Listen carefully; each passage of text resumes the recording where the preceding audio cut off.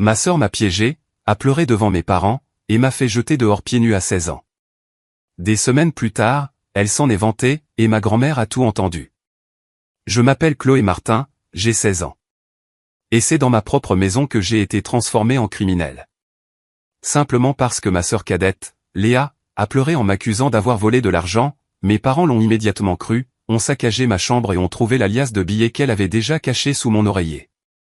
Je les ai suppliés, j'ai juré mon innocence, mais les portes se sont tout de même refermées, me poussant dehors pieds nus dans la nuit glaciale d'octobre, ne tenant rien d'autre qu'un grand sac poubelle noir rempli de vêtements.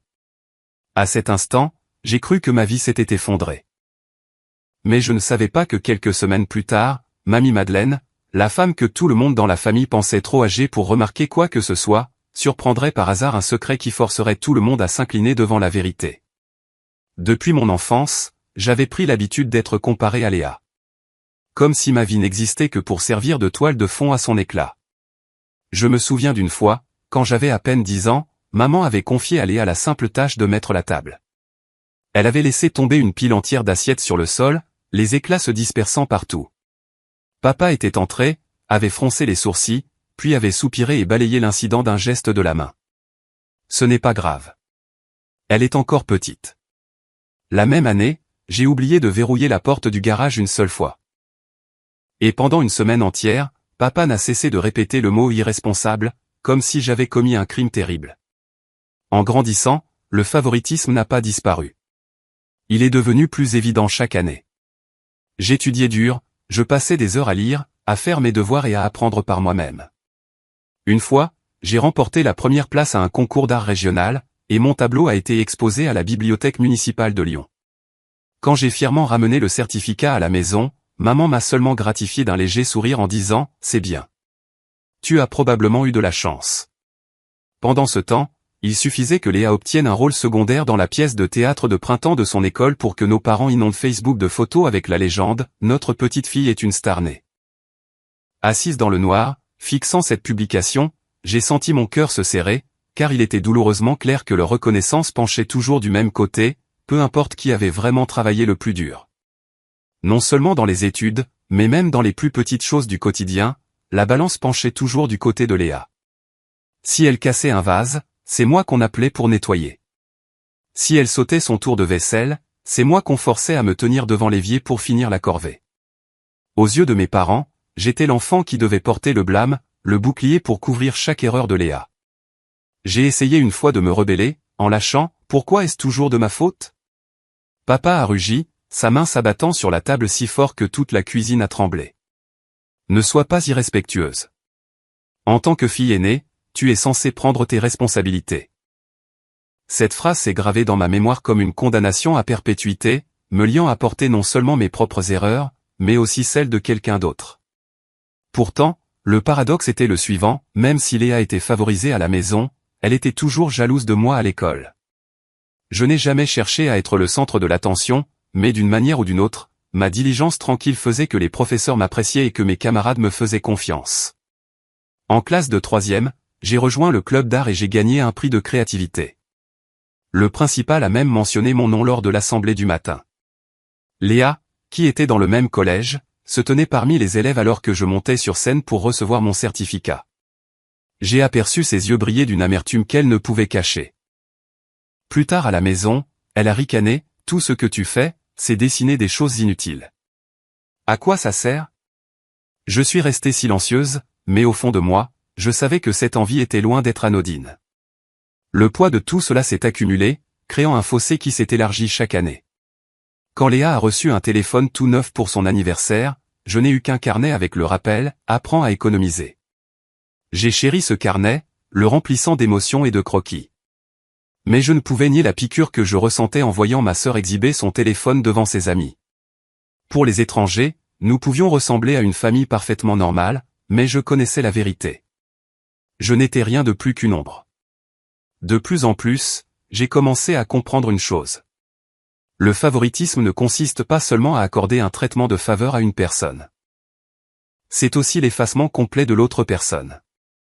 J'existais, mais comme si j'étais invisible. Chaque effort était diminué, chaque petite erreur magnifiée en crime.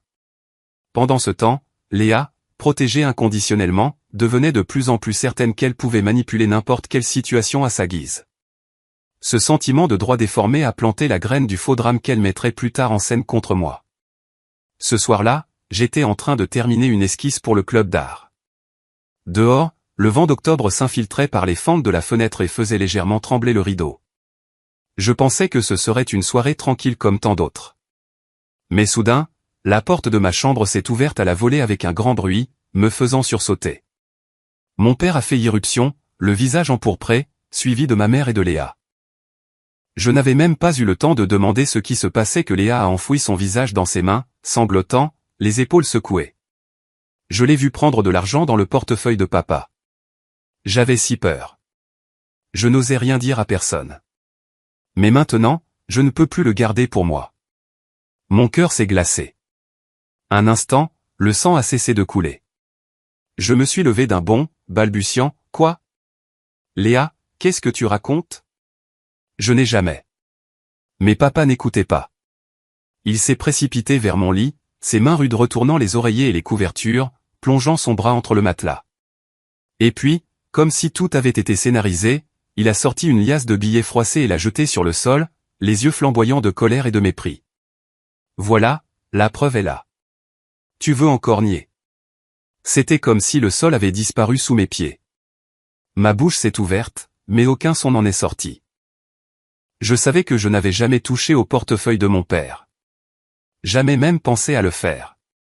Pourtant, l'argent était maintenant dans ma chambre, sous mon oreiller, comme si je l'avais caché moi-même.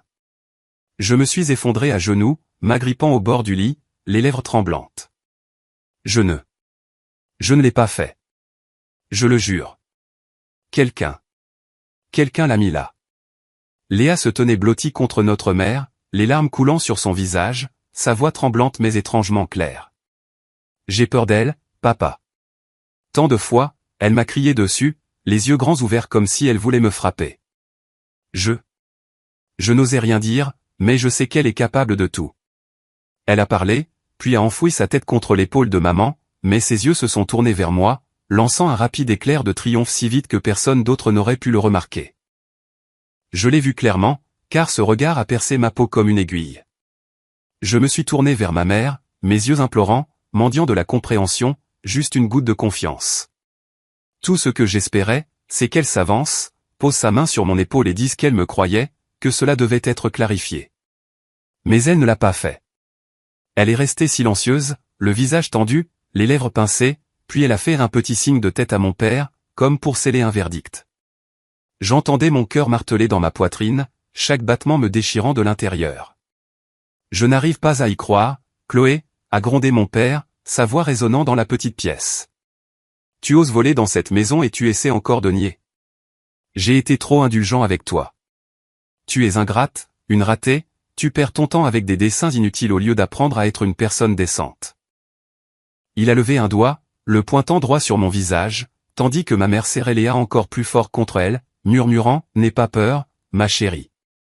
Maman est là. » J'ai fondu en larmes, non pas à cause de l'accusation, mais parce que j'ai réalisé que rien de ce que je disais n'avait d'importance.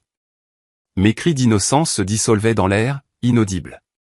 J'ai essayé de formuler une dernière supplique, ma voix s'étranglant dans ma gorge. S'il vous plaît, croyez-moi, je ne l'ai pas fait.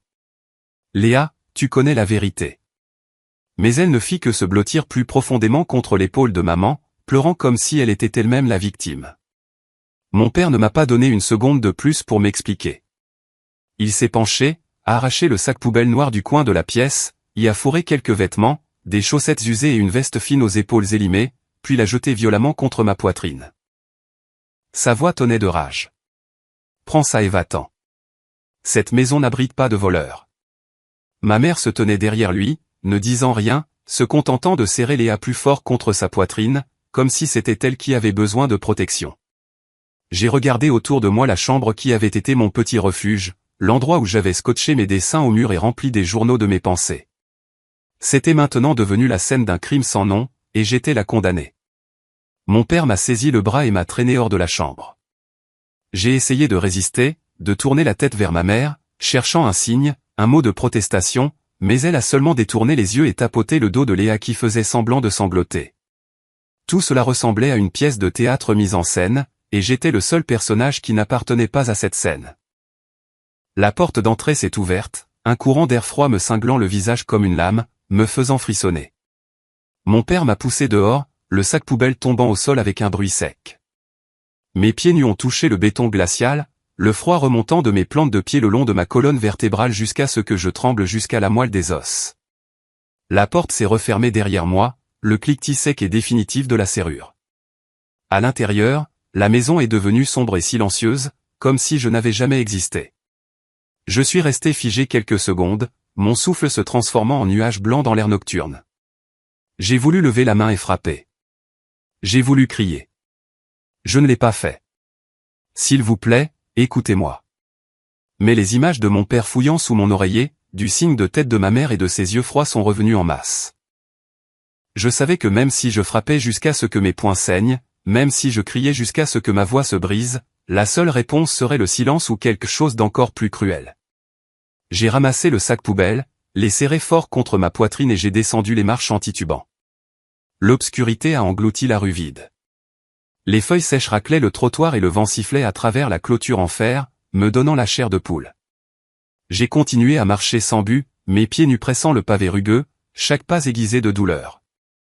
Mais je n'osais pas m'arrêter, car si je restais immobile, je craignais de faire demi-tour, de frapper à la porte et d'affronter à nouveau les yeux méprisants de mon père et le signe de tête froid de ma mère.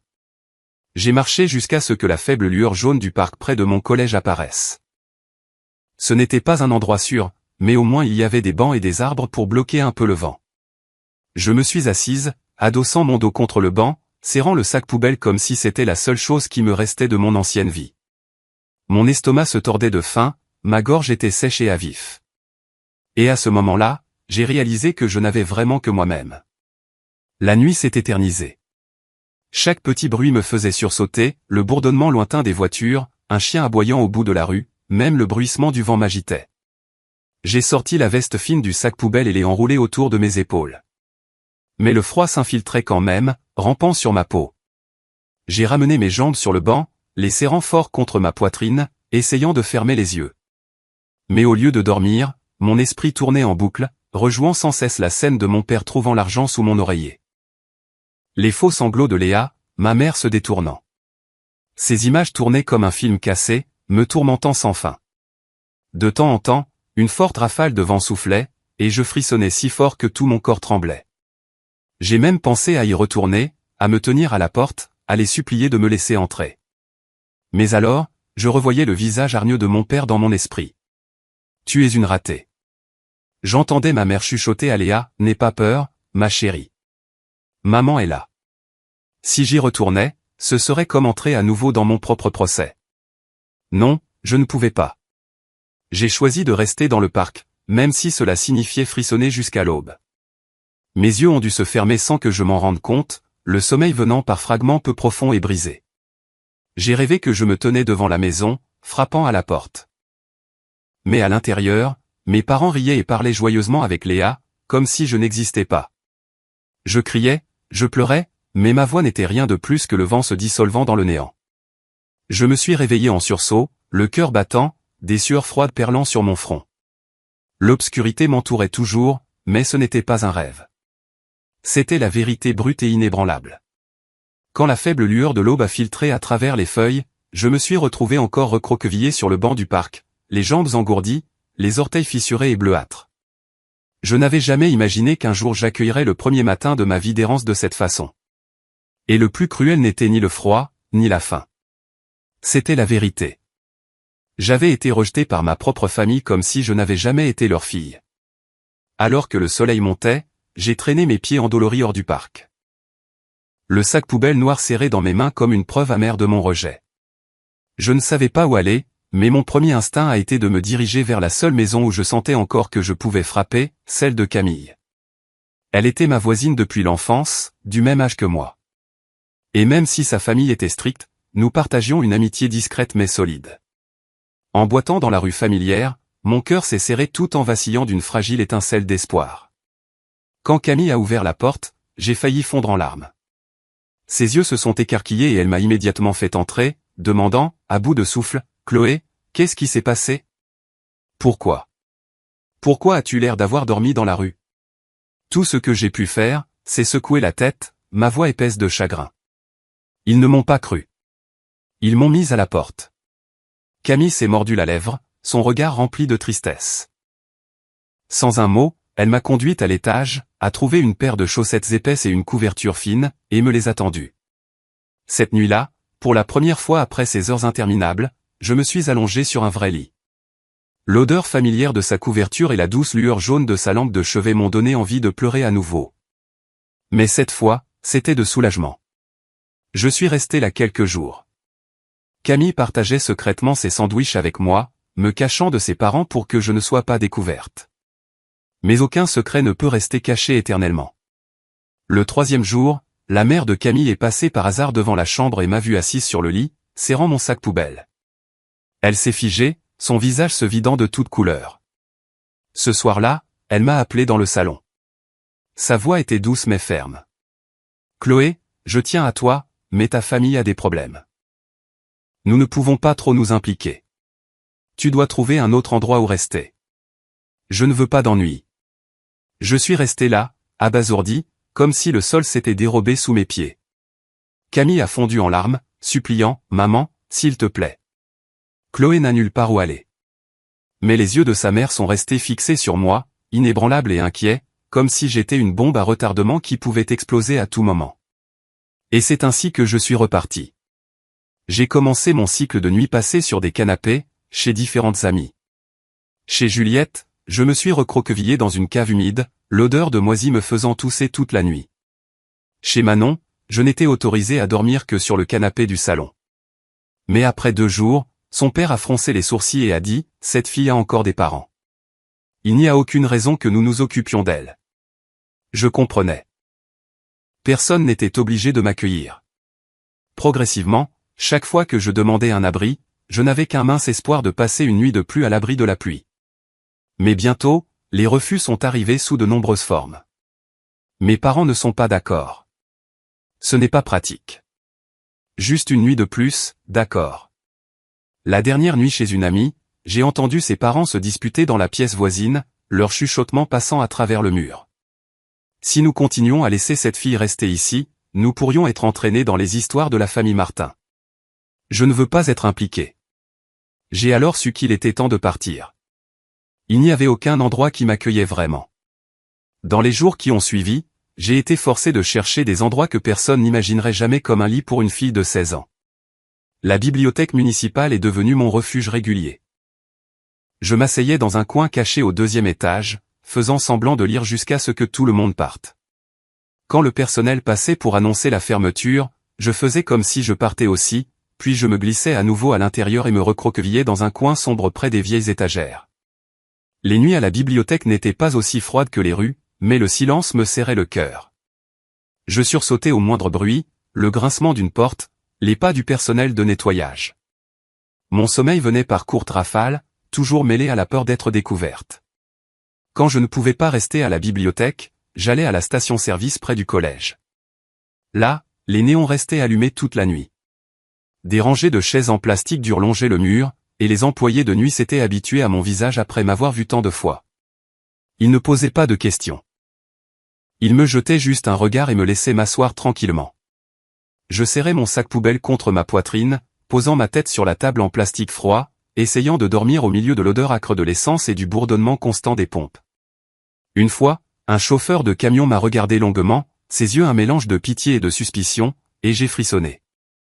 J'ai remonté ma veste pour couvrir mon visage, prétendant que j'attendais juste que quelqu'un vienne me chercher. La faim est devenue une habitude pendant ces jours. Je survivais avec du pain bon marché acheté avec les quelques pièces que j'avais économisées, attrapant parfois des encas jetés des supérettes. Chaque fois que je voyais une famille entrer dans la station-service en riant, achetant de la nourriture chaude, puis repartir, ma poitrine se serrait. J'avais une famille aussi, avant. Aussi injuste qu'elle ait été, c'était quand même un toit au-dessus de ma tête. Maintenant, tout avait disparu, me laissant à la dérive. Une jeune fille de 16 ans perdue dans une vaste ville. Et plus je passais par des endroits, plus je réalisais une cruelle vérité. J'étais devenu un fardeau aux yeux de tous. Mes amis avaient pitié de moi, mais ne pouvaient m'aider que temporairement. tandis que les adultes craignaient toujours les ennuis. J'ai commencé à croire que j'étais peut-être vraiment invisible, que personne ne voulait me garder, et cela faisait plus mal que le froid ou la faim n'aurait jamais pu le faire. Le collège avait été le seul endroit où je sentais que j'avais une certaine valeur. L'endroit où mes dessins étaient accrochés dans le couloir. Où les professeurs souriaient et m'appelaient la fille la plus créative de la classe. Mais après la nuit où j'ai été mise à la porte, tout a changé si rapidement que je n'ai même pas pu reprendre mon souffle. La rumeur selon laquelle j'avais volé de l'argent à mon propre père a commencé à se faufiler dans tous les coins des couloirs, se propageant comme une traînée de poudre. En quelques jours, où que j'aille, j'entendais des chuchotements, mi-mépris, mi-pitié. C'est la fille Martin. J'ai entendu dire qu'elle a volé son père, a laissé échapper la voix d'une fille alors que j'entrais en classe. Pas étonnant qu'elle soit toujours si silencieuse. Mauvaise conscience, je suppose, a ajouté une autre voix. J'ai essayé d'ignorer, gardant la tête baissée sur mon cahier, mais chaque mot atterrissait dans mes oreilles comme de minuscules couteaux. Avant, j'avais quelques amis proches en plus de Camille, des personnes qui m'invitaient à déjeuner ou à travailler sur des projets de groupe. Mais après la rumeur, ces invitations ont disparu. Quand je m'approchais, elles déplaçaient leurs chaises ou faisaient semblant d'être occupées. Une fois, j'ai posé mon plateau repas à une table et un groupe de filles s'est levé en silence. Le grincement de leurs chaises était fort dans l'espace vide qu'elles laissaient derrière elles. Je me suis mordu la lèvre, déglutissant difficilement, faisant semblant de ne pas remarquer. Mais à l'intérieur, je me sentais voler en éclats. Il n'y avait pas que mes camarades de classe. Même les professeurs que j'admirais ont changé. Ma professeure de français, celle qui m'avait un jour encouragé à soumettre mes écrits à un concours national, me regardait maintenant avec une expression distante. Quand j'ai rendu un devoir en retard parce que j'avais dormi à la station-service la veille, elle n'a pas demandé pourquoi. Elle a juste secoué la tête. « Chloé, vous devez être plus responsable. » J'ai voulu m'expliquer, mais l'épuisement m'obstruait la gorge. Ma professeure de sport, qui avait toujours loué mon endurance, ne faisait que froncer les sourcils quand je demandais à être dispensé parce que j'étais trop faible. Si vous ne voulez pas participer, dites-le simplement. Ne cherchez pas d'excuses. J'ai alors compris qu'aux yeux des adultes, la rumeur était devenue vérité. Personne ne m'a demandé de preuves parce que personne ne s'en souciait. La solitude au collège était accentuée par de petits actes malveillants. Un grand joueur de basket qui avait bavardé avec moi à la cafétéria l'année dernière m'a délibérément heurté l'épaule alors que je marchais dans le couloir. Vaut mieux que je surveille mon portefeuille, a-t-il ricané, son rire moqueur résonnant dans le corridor.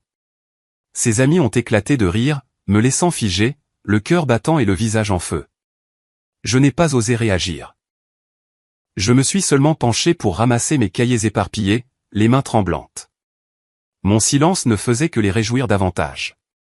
Et à ce moment-là, j'ai senti que j'étais vraiment devenu une ombre pitoyable, un amusement bon marché pour les autres. L'heure du déjeuner était la pire. J'avais l'habitude de m'asseoir à des tables avec Camille ou quelques autres amis, mangeant et parlant des devoirs. Mais maintenant, même Camille ne pouvait pas toujours s'asseoir avec moi. Sa mère avait commencé à le remarquer et s'inquiétait d'être impliquée. Je me traînais dans la cafétéria avec un plateau ne contenant qu'une petite brique de lait et un paquet de crackers achetés avec les quelques pièces qui me restaient.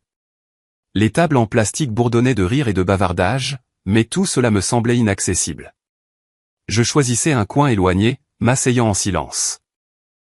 Mon estomac se tordait et gargouillait si fort qu'on aurait dit qu'il allait se retourner, mais ma bouche ne voulait pas manger.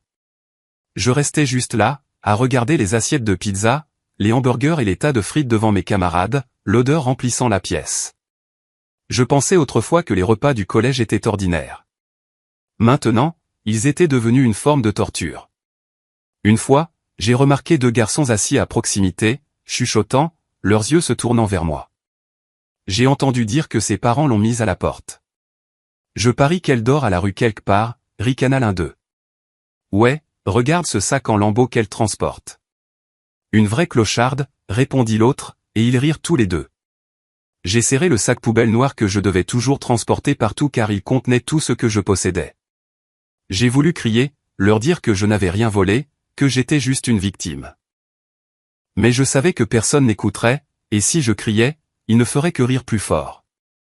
La faim et la solitude se mélangeaient, m'étouffant à chaque respiration. La nuit, je me traînais à la bibliothèque ou à la station-service, forçant quelques crackers secs dans mon estomac. Le jour, j'étais assise en classe avec mon estomac gargouillant assez fort pour me trahir. J'ai commencé à griffonner dans mon petit carnet, non plus des dessins, mais des phrases brisées, une façon de m'accrocher à ma santé mentale. Je n'ai pas tort. Je n'ai pas volé. Je dois survivre. C'étaient les mots que je me répétais comme un serment silencieux. Mais peu importe combien de fois je me le rappelais, la vérité restait dure. J'avais perdu ma famille, et maintenant je perdais lentement ma place au collège aussi. J'étais poussé dehors de l'intérieur comme de l'extérieur, comme une enfant sans maison, sans amis, sans personne pour croire en moi. Et juste au moment où il semblait que je ne pouvais pas tomber plus bas, quelque chose d'encore plus cruel est apparu. Les adultes, les personnes même qui étaient censées me protéger, ont commencé à me tourner le dos également. Après une semaine à errer dans le collège comme une ombre, j'ai réalisé que je ne pouvais pas continuer à endurer cela seul. Les rumeurs ne s'étaient pas calmées. Elles n'avaient fait que s'étendre. Chaque fois que je marchais dans le couloir, je sentais des yeux sur moi et j'entendais des chuchotements me transpercer les oreilles. J'ai pensé que si je disais la vérité à un adulte, quelqu'un avec de l'autorité au collège, les choses changeraient. Ce matin-là, j'ai rassemblé tout mon courage et je suis allé au bureau du conseiller d'orientation. La petite pièce sentait légèrement le café et le papier d'imprimante.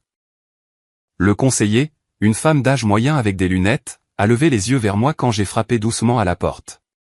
Je me suis assise sur la chaise, mes mains tremblant autour de mon carnet. Je lui ai tout raconté. La nuit où mes parents ont fouillé ma chambre, les fausses larmes de Léa, le fait d'être jeté dehors dans le froid. J'ai juré encore et encore que je n'avais pas pris d'argent, que quelque chose d'injuste se passait. Elle a écouté, hochant la tête, murmurant de temps en temps, Quand j'ai enfin arrêté, les yeux rouges et attendant un réconfort, elle a seulement soupiré. Chloé, je crois que vous traversez beaucoup de difficultés. Mais sans preuve concrète, personne ne peut vraiment rien faire. Mon conseil est de vous concentrer sur vos études et d'essayer de ne pas laisser vos problèmes familiaux vous affecter. Cela passera. Cette réponse m'est tombée dessus comme une lourde pierre. J'ai voulu crier, comment cela peut-il passer alors que tout le monde pense que je suis une voleuse? Mais je suis restée assise là, vide à l'intérieur, sachant qu'une autre porte s'était fermée. Je suis sorti du bureau, les pas lourds, sentant que le monde des adultes n'était que des murs de silence. Cette nuit-là, j'ai décidé d'essayer d'appeler ma tante, la sœur cadette de ma mère, qui vivait dans une ville à environ 1 heure de route. J'espérais qu'au moins elle m'écouterait et m'offrirait une issue. À l'autre bout du fil, elle est restée silencieuse un moment après avoir entendu mon histoire, puis a parlé doucement. Chloé, je comprends, mais tu ne devrais pas en faire toute une histoire. La meilleure chose à faire est de rentrer à la maison et de t'excuser. Les adultes peuvent avoir tort, mais en tant qu'enfant, tu devrais céder. C'est comme ça que les choses restent paisibles. J'étais stupéfaite. M'excuser alors que je n'avais rien fait. J'ai essayé de dire, mais je n'ai pas pris l'argent. Je ne peux pas avouer le crime de Léa. Ma tante m'a coupé. La vie n'est pas juste, ma chérie. Si une excuse peut maintenir le calme dans la famille, alors tu devrais le faire. Ne te bats pas contre tes parents. Sa voix sonnait comme un conseil. Mais à mes oreilles, c'était un couteau, confirmant que personne ne se souciait de la vérité, seulement du silence. Le lendemain, alors que j'étais assise sur le banc près de la bibliothèque, j'ai entendu une voix familière m'appeler. En levant les yeux, j'ai vu mon père. Il se tenait là, les bras croisés, les yeux remplis de colère et d'autorité. Un frisson m'a parcouru l'échine. Il s'est approché, sa voix sèche et tranchante. Tu m'as assez embarrassé. Rentre à la maison maintenant. Mais d'abord, tu vas admettre que tu as pris l'argent. Tu vas t'excuser auprès de moi, de ta mère, de Léa. C'est seulement alors qu'il y aura la paix. J'ai tremblé, mais j'ai quand même essayé de rassembler les derniers restes de force en moi. Je ne l'ai pas fait. Je ne peux pas avouer quelque chose que je n'ai pas fait. Son visage est devenu rouge, son poing s'est serré. Il s'est penché, ses mots sifflant entre ses dents. Si tu n'obéis pas, j'appellerai la police. Je dirai que tu as volé de l'argent et que tu t'es enfui. J'ai plein de gens qui témoigneront. Tu veux finir en prison? Mon cœur est tombé dans un abîme. J'ai réalisé que pour mon père, la vérité ne signifiait rien. Il ne voulait pas savoir si j'étais innocente ou non. Il voulait juste que je m'agenouille, que j'admette ma culpabilité, pour restaurer l'image d'une famille modèle devant les voisins et la communauté de l'église. Quand j'ai regardé dans ses yeux, je n'ai vu que de la froideur, du vide. Il n'était plus le père que j'avais autrefois espéré qu'il me protège. Il était juste quelqu'un qui voulait tout contrôler, y compris ma vérité. J'ai reculé, ma voix affirmée. Si vous voulez appeler la police, allez-y. Je n'avouerai pas. Je n'ai pas volé. Je me suis retourné et je suis parti, les pieds lourds comme s'ils étaient lestés de pierre. Derrière moi, je l'ai entendu crier, « Tu le regretteras, Chloé. Tu le regretteras. » Mais cette fois, je ne me suis pas arrêté. Cette nuit-là, je suis retourné à la station-service, l'esprit tourbillonnant sous sa menace.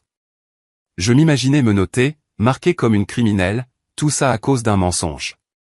Mais au fond de moi, je savais qu'aux yeux de mon père, la vérité était morte depuis longtemps. Il ne cherchait pas la justice.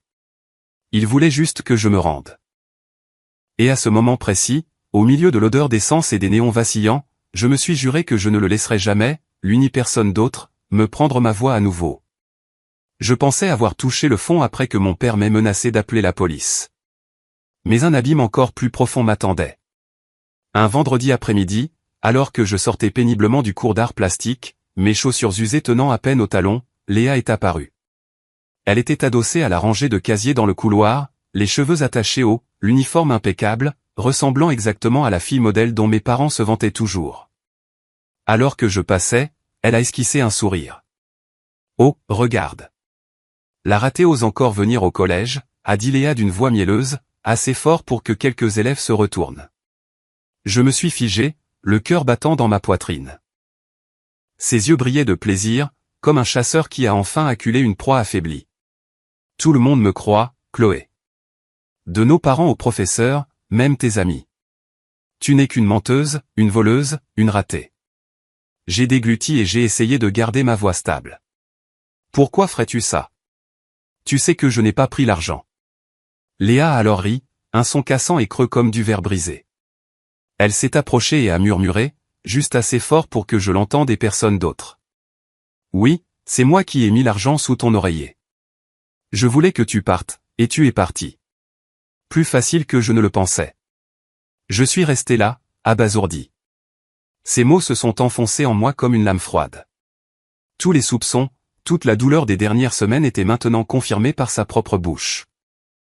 J'ai chancelé et je me suis agrippé à la porte du casier pour me stabiliser, regardant le visage de Léa s'illuminer de triomphe. Elle a incliné la tête, ses yeux brillants comme des rasoirs. Et écoute, si jamais tu ouvres la bouche, j'inventerai autre chose. Je dirai que tu m'as frappé. Je pleurerai. Je créerai des preuves. On t'enverra directement en maison de correction. Tout le monde me croira. Personne ne croit une ratée à la rue comme toi. J'ai senti tout mon corps se glacer, comme si je venais d'être plongé dans un lac gelé. Ma respiration est devenue saccadée. Mes mains tremblaient si fort que j'ai failli laisser tomber le sac poubelle noir que je transportais toujours partout. J'ai voulu riposter, lui crier au visage que la vérité triompherait. Mais dans ses yeux vifs et brillants, j'ai vu une cruauté à l'état pur. Léa n'était plus seulement la petite sœur que mes parents choyaient. Elle était devenue quelqu'un qui pouvait manipuler le monde entier autour de moi avec quelques fausses larmes. Un groupe d'élèves est passé, leurs yeux se tournant vers nous avant de détourner le regard. Personne ne s'est arrêté, personne n'a demandé. Léa et moi étions comme deux ombres dans un coin caché, l'une triomphante, l'autre tremblante. J'ai baissé la tête, essayant de ravaler mes larmes, mais sa voix continuait de se déverser dans mes oreilles. Ne sois pas stupide, Chloé. Le silence est la seule chose qui puisse te sauver. Souviens-toi de ça. Elle s'est retournée et s'est éloignée, d'un pas assuré, sa queue de cheval se balançant derrière elle, me laissant là, le cœur serré. Je ne sais pas combien de temps je suis resté. Tout ce que je sais, c'est que lorsque la cloche de la fin des cours a sonné et que le couloir s'est vidé, j'étais toujours appuyé contre les casiers, l'esprit en ébullition. Ces mots se sont gravés en moi comme des sculptures dans la pierre. C'est moi qui ai planté l'argent. Je voulais que tu partes. Je savais que je ne pouvais le dire à personne. Sans preuve, son histoire serait crue et je sombrerais encore plus profondément. Des semaines après cette rencontre venimeuse avec Léa, j'ai continué mes jours d'errance, survivant aux nuits à la bibliothèque et sur les chaises en plastique froide de la station-service. Je ne savais pas que pendant que je m'accrochais à des miettes de nourriture et à l'espoir fragile de ne pas être complètement invisible, une autre vérité attendait de faire surface, et la personne qui en serait témoin était la dernière à laquelle on aurait pu s'attendre, Mamie Madeleine. Ce soir-là, Mamie organisait un petit dîner dans sa maison de banlieue. Sa maison en briques rouges était nichée parmi des rangées d'érables perdant leurs feuilles d'automne, une lumière jaune et chaude s'échappant des fenêtres, rayonnant de paix. Je n'étais pas là. Ma mère lui avait dit que j'assistais à un important séminaire scientifique organisé par le collège. Un mensonge conçu pour cacher la vérité que j'errais dans les rues. L'a-t-elle cru? Peut-être qu'extérieurement, elle a fait semblant, mais au fond d'elle, elle s'accrochait à son habitude d'observation silencieuse. Et cette fois, cette habitude même est devenue un tournant. Léa, bien sûr, était la star de la soirée. Elle portait une robe en tricot de couleur crème, les cheveux soigneusement attachés, se délectant des éloges sans fin de notre mère. Ma fille a l'air si mature, roucoulait maman. Papa hochait la tête fièrement, se vantant des résultats scolaires de Léa, aussi peu nombreux soient-ils, mais toujours un insigne brillant à ses yeux. Mamie Madeleine était assise en bout de table, silencieuse, ses yeux vifs suivant chaque mouvement. Le dîner semblait calme, ordinaire, jusqu'à ce que Léa sorte son téléphone et lance un appel FaceTime avec une cousine vivant dans une autre région. Je n'étais pas là, mais plus tard, Mamie me l'a raconté, et je pouvais l'imaginer clairement. L'écran s'est allumé, des salutations joyeuses ont rempli l'air. Léa a baissé la voix, mais pas assez pour que les personnes assises à proximité ne puissent pas entendre. Elle a souri, ses yeux brillants de malice. « Tu ne vas pas le croire, » rit-elle. Je lui ai joué le tour parfait, j'ai glissé l'argent sous son oreiller, j'ai pleuré un peu, et tout le monde m'a cru. Maintenant, elle a disparu de la maison, du collège. Il ne reste personne pour la défendre. À ce moment-là, la cuillère de Mamie Madeleine s'est figée en l'air. Personne ne l'a remarqué, mes parents étaient trop occupés à se sourire, fiers que Léa ait gagné leur confiance absolue. Mais à l'intérieur de Mamie, une tempête commençait à se lever. Elle n'a pas interrompu, n'a pas crié, n'a pas frappé la table. Au lieu de cela, elle a discrètement posé son iPad sur la table, a tapoté quelques fois et a ouvert l'enregistreur vocal. Les mots de Léa ont été capturés, chaque syllabe, claire et indéniable. Elle est restée assise avec la même expression calme, ressemblant pour tout autre observateur à une vieille femme écoutant les bavardages d'enfants. Mais à l'intérieur, chaque muscle de son corps était tendu. Chacune des confessions de Léa lui transperçait le cœur comme un couteau. La petite fille gâtée était devenue quelqu'un de si cruel, si disposée à détruire sa propre sœur. Mamie a pensé à moi, à mes yeux calmes, ma voix faible, le regard d'une enfant abandonnée, et sa poitrine s'est serrée de douleur. Léa continuait de se vanter à l'écran. Elle se croyait intelligente, mais elle est juste stupide. Tout le monde me croit, nos parents, les professeurs. Personne n'est de son côté. Ce n'est qu'une ratée. Son rire a retenti, fort et clair, faisant écho dans la pièce. Mes parents étaient assis là, rayonnants, inconscients du venin sous les mots. Mais Mamie a entendu chaque nuance, chaque sous-entendu cruel. Quand l'appel s'est terminé, Léa a posé le téléphone et a repris son repas comme si de rien n'était. Mamie a discrètement glissé l'iPad dans son sac, sa main tremblant légèrement, mais ses yeux fermes.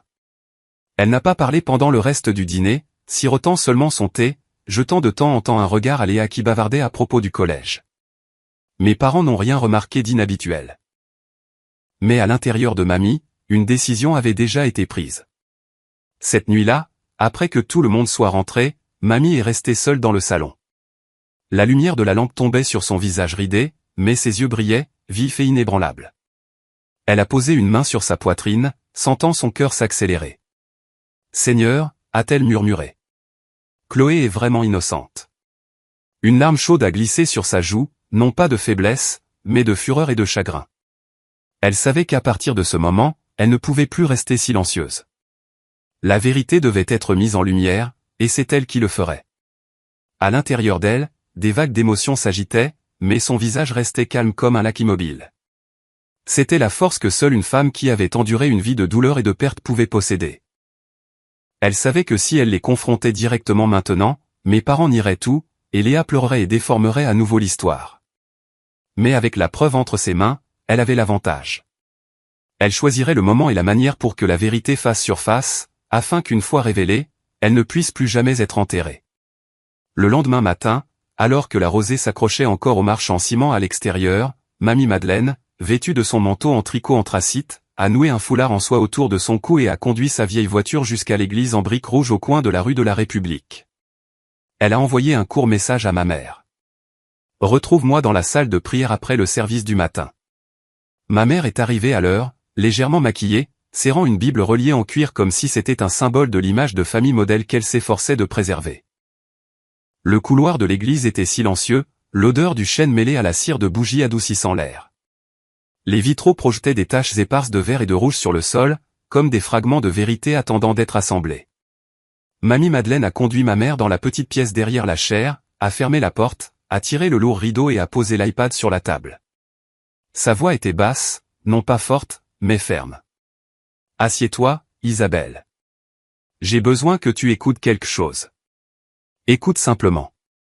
Pas d'excuses, pas d'interruption. » Ma mère a paru surprise, fronçant les sourcils. « Je suis de service ce soir. On peut faire vite ? J'ai beaucoup de choses à faire. » Mamie n'a pas répondu. Elle a ouvert l'application d'enregistrement. Le son a d'abord joué le vague cliquetis de la vaisselle, puis la voix de Léa, douce et suffisante, chaque mot comme une épingle. « Tu ne vas pas le croire. Je lui ai joué le tour parfait. J'ai glissé l'argent sous son oreiller, puis j'ai fait semblant de pleurer, et tout le monde m'a cru. Maintenant, elle a disparu de la maison, du collège. Personne ne la défend. » La pièce semblait rétrécir. Les yeux de ma mère se sont écarquillés. Ses mains ont agrippé la Bible si fort que ses jointures sont devenues blanches. Elle a légèrement secoué la tête. « Non, ce n'est pas possible, Maléa. » Mamie Madeleine n'a rien dit et a appuyé à nouveau sur lecture. Ce qui a suivi a frappé comme un autre coup de marteau. Si jamais elle ouvre la bouche, j'inventerai quelque chose. Je dirai qu'elle m'a frappé. Tout le monde me croira. Cette fois, ma mère n'avait plus rien à quoi se raccrocher. Chaque couche de maquillage et chaque histoire sur le maintien des apparences se sont effritées comme du vieux plâtre. Elle a posé ses mains sur la table, a halté, puis s'est affaissée sur la chaise en bois alors que les larmes coulaient de manière incontrôlable. Mon Dieu, qu'ai-je fait ? Chloé.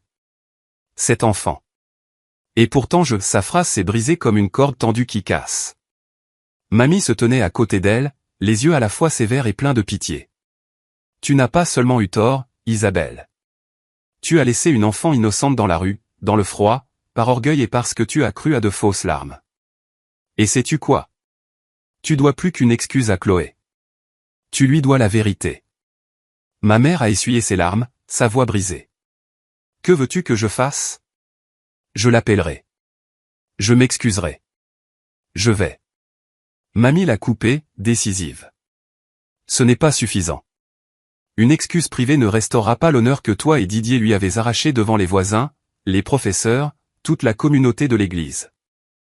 Tu dois rétablir publiquement le nom de Chloé. Aujourd'hui.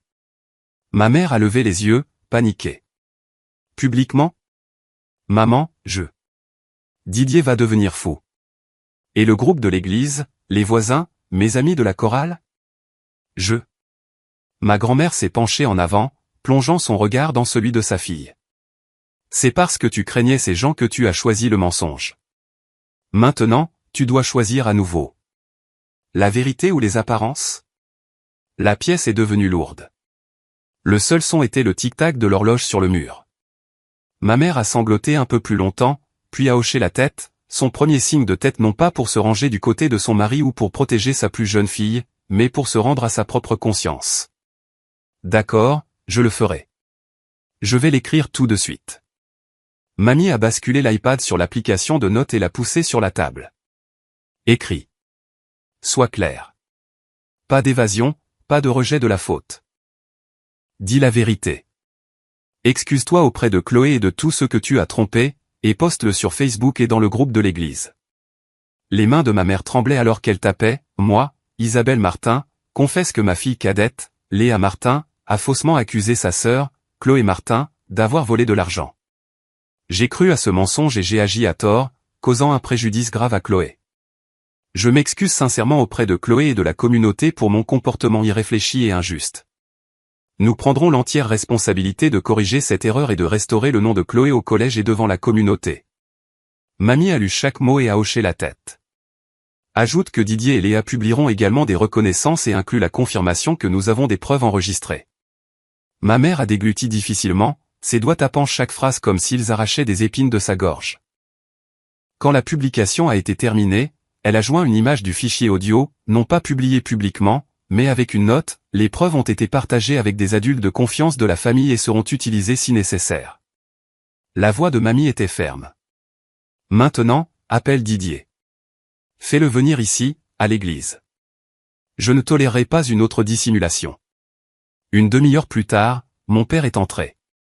L'odeur d'huile de moteur et de vent froid s'accrochait à son manteau, son visage tordu d'irritation. Qu'est-ce qui est si urgent pour que tu me fasses quitter le travail ? Mamie n'a pas perdu de temps. Elle a appuyé sur lecture. La petite pièce s'est de nouveau remplie de la confession de Léa, nette et indéniable, chaque mot assez tranchant pour couper. L'expression de mon père est passée de l'irritation au silence stupéfait. Il a regardé ma mère, puis mamie, et après une longue pause, a finalement marmonné, nous. Nous ne pouvons pas publier ça publiquement. J'ai une réputation dans le groupe de l'église. Des clients qui... Les clients ne sont pas plus importants que l'enfant que tu as jeté à la rue. La voix de mamie Madeleine a tranché, ses yeux comme de lames. Tu mettras ton nom sur cette publication, Didier. Si tu choisis les apparences plutôt que la vérité, j'apporterai cet enregistrement directement au pasteur et à l'aide sociale à l'enfance. Mon père s'est raidi, la mâchoire serrée, puis a baissé la tête. Il a signé. Il n'y avait pas de retour en arrière possible. Cet après-midi même, la publication est apparue sur les pages Facebook de ma mère et de mon père, ainsi que dans le groupe local de l'église. En quelques minutes, les commentaires ont afflué comme la pluie après une sécheresse. Mon Dieu, pauvre Chloé. Où a-t-elle été tout ce temps? À quoi pensiez-vous? Envoyer votre fille de 16 ans à la rue? Léa doit être tenue pour responsable et recevoir une aide psychologique immédiate. J'ai vu une fois Chloé peindre une fresque à la bibliothèque. Une fille si gentille. Didier, tu prêchais sur la discipline familiale dans la fraternité des hommes. Et maintenant? Chaque commentaire était comme une gifle contre la façade digne que mon père avait portée si longtemps. Son téléphone vibrait sans cesse. Collègues, clients, hommes du groupe de l'église, copains de pêche du week-end, tous demandant la même chose. Est-ce que c'est vrai? Il balbutiait, cherchant des excuses sur un malentendu. Mais une fois que la fumée sort de la cheminée, elle tache le plafond. On ne peut pas la remettre dedans. Le silence autoritaire qu'il avait autrefois utilisé pour m'écraser est soudain devenu un silence humiliant devant la communauté. Son autorité, bâtie sur la peur et les apparences, s'est brisée comme une vitre frappée par une pierre. Au collège, ma mère a immédiatement rédigé un email au principal et au conseiller d'orientation. Notre famille retire officiellement toutes les accusations contre Chloé Martin. Nous avons des preuves claires qu'elle a été faussement accusée. Nous demandons que son dossier disciplinaire soit corrigé et qu'une déclaration officielle de son innocence soit diffusée à sa professeure principale et à tous les départements concernés. Nous nous excusons sincèrement d'avoir permis à une rumeur de nuire à son environnement éducatif.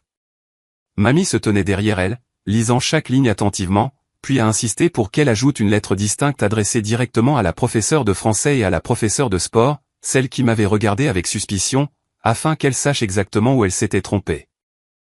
Quand ces emails ont été envoyés, mamie s'est enfin assise lentement, sa main reposant sur l'iPad, expirant longuement comme si elle avait repoussé une tempête. Ce soir-là, dans le groupe de l'église, le pasteur a posté un autre message. La vérité nous rend libres, mais seulement lorsque nous osons y faire face. Était jointe une invitation à la prochaine réunion communautaire où mes parents devraient se lever et s'excuser devant tout le monde. Quand mon père a lu cela, son visage est devenu pâle. Il s'est tourné vers ma mère, sa voix se brisant. Nous avons tout perdu. Ma mère a relevé la tête, les yeux rouges mais secs, et a parlé avec un calme étrange. Non, on nous a donné une chance de faire ce qui est juste. Ce qui reste est ce que nous devons apprendre à laisser partir. Dans la maison tranquille de mamie, parmi les photos de famille soigneusement disposées sur l'étagère, je n'étais pas là pour assister au moment où le pouvoir de mon père s'est dissous comme du sel dans l'eau. Mais je croyais que quelque part, parmi le flot de commentaires et les excuses envoyées en un seul après-midi, une porte s'était ouverte.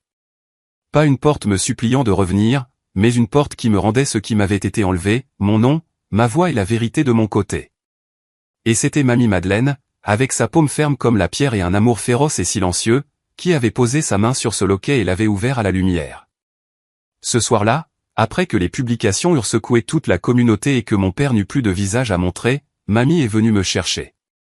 J'étais assise dans un coin caché de la bibliothèque, penchée sur mon carnet de croquis, quand j'ai entendu une voix douce à la porte. Chloé. J'ai levé la tête, les yeux piquants par manque de sommeil, et j'ai vu cette silhouette familière, ma grand-mère dans son manteau en tricot anthracite, petite de taille, mais les yeux aussi fermes que s'ils n'avaient jamais vieilli. J'ai laissé tomber mon stylo et je me suis levé. À cet instant, je n'ai pas pu me retenir. J'ai couru vers elle et je l'ai serrée dans mes bras. La chaleur de son corps mince s'est répandue en moi, si différente du froid coupant de la peau à l'extérieur. Elle a murmuré, « Je sais, ma chérie. Je connais la vérité maintenant. » Mes larmes ont trempé son écharpe en laine, et dans cette étreinte, pour la première fois en des mois, je me suis senti complètement cru. Mamie m'a ramené dans sa maison de banlieue. La maison en briques rouges, avec son porche en bois familier et ses lumières jaunes chaudes se déversant sur les marches, ressemblait au refuge dont j'avais tant besoin. Elle a préparé un lit propre pour moi, a sorti une nouvelle paire de chaussettes en laine et m'a servi le premier vrai dîner que j'avais eu depuis des semaines. J'ai mangé et pleuré en même temps, tandis qu'elle restait assise là, les yeux doux, sans m'interrompre, sans me presser de questions, me laissant libérer tout ce qui avait été enfermé en moi. Une semaine plus tard, elle a décidé d'organiser une réunion de famille dans son salon. Mes parents ont été contraints d'y assister. Leur réputation avait été réduite à néant, et Mamie Madeleine était la seule personne qu'ils n'osaient plus défier. Léa est venue aussi, le visage pâle, dépouillée de la confiance suffisante qu'elle portait autrefois comme une armure. J'étais assise au milieu du cercle familial, mais pour la première fois, je n'étais pas celle qui était cernée. Mamie était assise à côté de moi, sa main serrant la mienne comme une encre solide. Elle a commencé, sa voix calme mais ferme. Aujourd'hui n'est pas fait pour se disputer. C'est pour réparer les choses. Chloé a assez enduré. À partir de maintenant, tout doit être clair. Elle m'a fait signe de parler. J'ai pris une profonde inspiration, mon cœur battant la chamade, mais ma voix ne tremblait plus. Regardant droit mes parents, j'ai dit, d'une voix claire et nette, premièrement, vous devez envoyer un email officiel au collège. Pas seulement des excuses privées pour moi, mais une déclaration rétablissant mon nom devant mes professeurs et mes camarades. Ils m'ont considéré comme une voleuse, et je ne laisserai pas cela durer un jour de plus. Ma mère a baissé la tête, les lèvres tremblantes. J'ai déjà envoyé une lettre. Pour la première fois de ma vie, je l'ai coupée. Pas suffisant. Je veux une lettre officielle de vous deux. Signée par vous deux. Et le contenu doit être explicite. J'ai été faussement accusé. Léa a fabriqué l'histoire. Plus d'ambiguïté. La mâchoire de mon père s'est crispée, son visage devenant rouge. Tu en demandes trop, Chloé. Pour qui te prends-tu pour faire des exigences à tes propres parents? J'ai croisé son regard, les paumes serrées, mais ma voix ferme. Je suis l'enfant que vous avez jeté dehors dans la nuit d'octobre. Je suis celle que tout le collège a tournée en dérision pour un crime que je n'ai jamais commis. Et maintenant, je suis la seule qui ait le droit d'exiger cela. Si vous refusez, Mamie a des preuves et toute la communauté connaîtra encore plus la vérité. Voulez-vous découvrir ce qui se passera alors? Mon père est resté silencieux. J'ai vu sa mâchoire tressaillir, sa main serrée si fort que des veines bleues sont apparues sous la peau, mais il n'a pas pu sortir un autre mot. La preuve était suspendue au-dessus de lui comme une épée de Damoclès. Un petit coup et elle s'abattrait. Je me suis tourné vers Léa. Elle gardait la tête baissée, ses doigts tortillant l'ourlet de sa robe. Tu dois t'excuser directement. Pas par l'intermédiaire de maman, pas avec quelques phrases fausses. Tu dois me regarder dans les yeux et le dire. Léa s'est mordu la lèvre, silencieuse un long moment, puis a levé la tête, les yeux humides, mais encore légèrement réticents. Je suis désolé. Je t'ai piégé. Je voulais juste. Je l'ai coupé. Peu importe ce que tu voulais. Ce qui compte, c'est que tu m'as détruite et que j'ai vécu des jours que tu n'aurais jamais dû avoir le droit d'imposer à quiconque. La pièce est devenue silencieuse.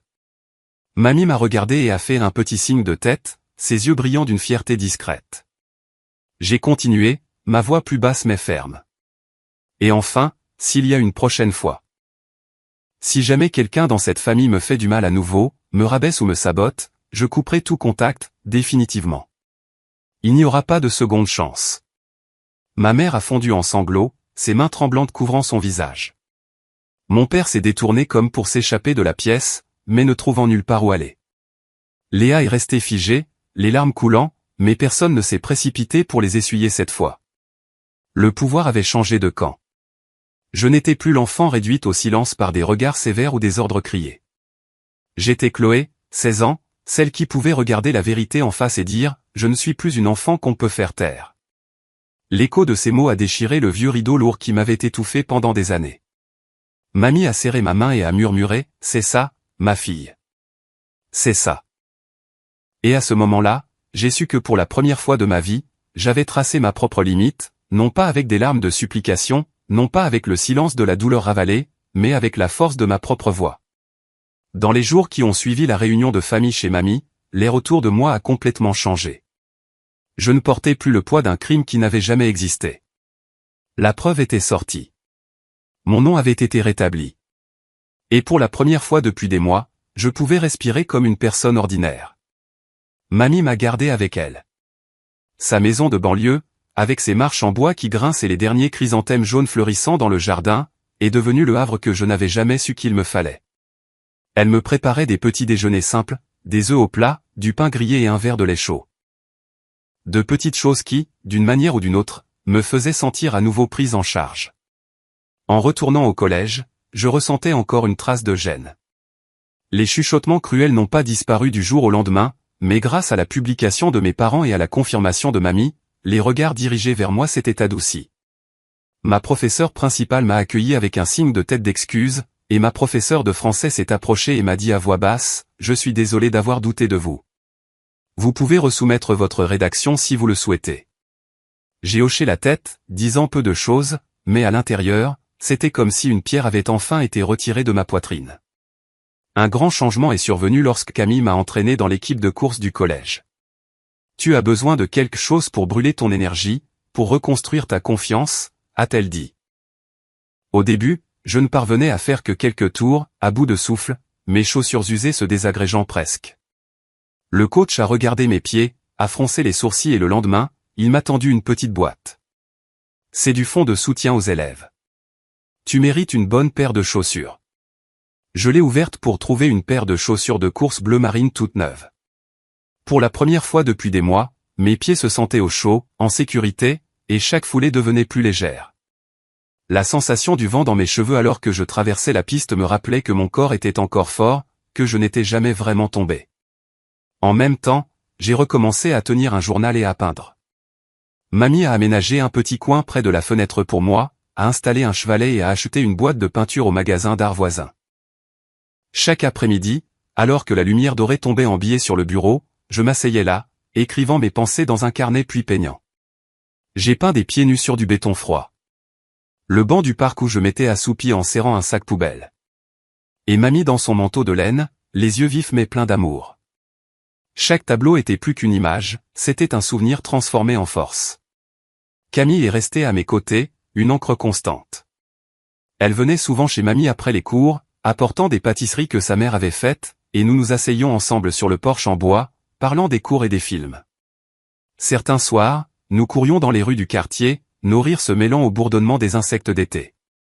J'ai réalisé que malgré tout ce que j'avais perdu, j'avais encore des liens authentiques, et ces liens étaient ma véritable famille.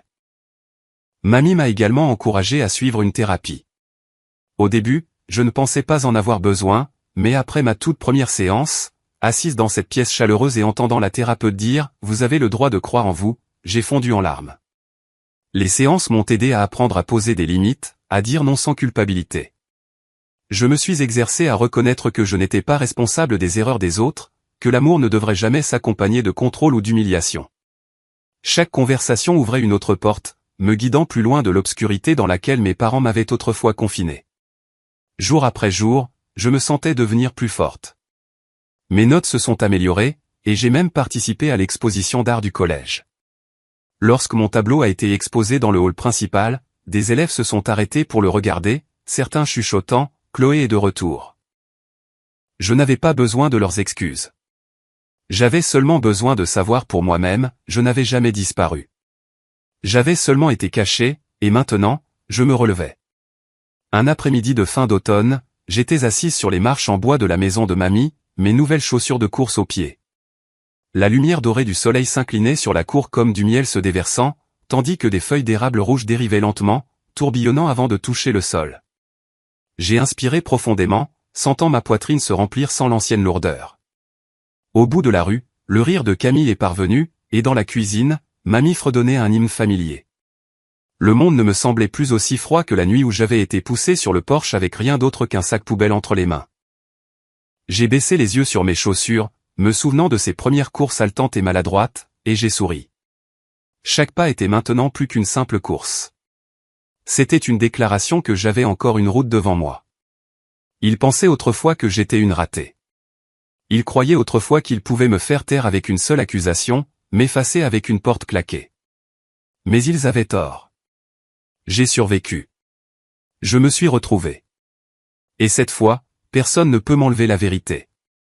Si vous lisez ces mots ou écoutez mon histoire, je veux vous dire quelque chose. Votre valeur ne réside pas dans la façon dont les autres vous voient, même si ces autres sont votre propre famille. Ne laissez personne vous définir par le mépris ou le favoritisme. Si vous avez déjà été incompris, abandonné ou si vous vous êtes senti invisible dans le lieu même qui devait être votre foyer, souvenez-vous que vous n'êtes pas seul. J'ai été là aussi, tremblant dans le noir. Mais de cette obscurité, j'ai trouvé la lumière. Votre valeur réside dans la façon dont vous vous tenez droit. Dans chaque fois que vous osez dire « je n'ai pas tort ». Dans chaque petit pas que vous faites pour vous retrouver. Et quand vous le ferez, personne ne pourra vous arracher la vérité. Personne ne pourra effacer votre voix.